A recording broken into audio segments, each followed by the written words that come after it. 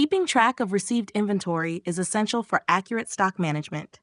With Ordoro, you can easily export goods receipt data for reporting and reconciliation.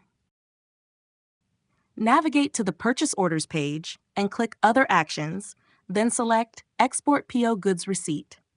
In the Export Goods Receipt modal, enter the start and end dates for the goods receipts you need. Choose the correct time zone to ensure accurate data. Click Export, and once the report is ready, find it in the Activity menu under Exports.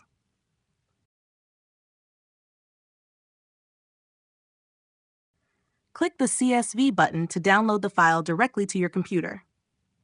Open the file in a spreadsheet program to review and manage your goods receipt data as needed. To export additional reports, repeat the process with different date ranges to get the exact data you need. With this export, you'll always have a clear record of received inventory, making it easier to track stock, verify shipments, and keep your operations running smoothly.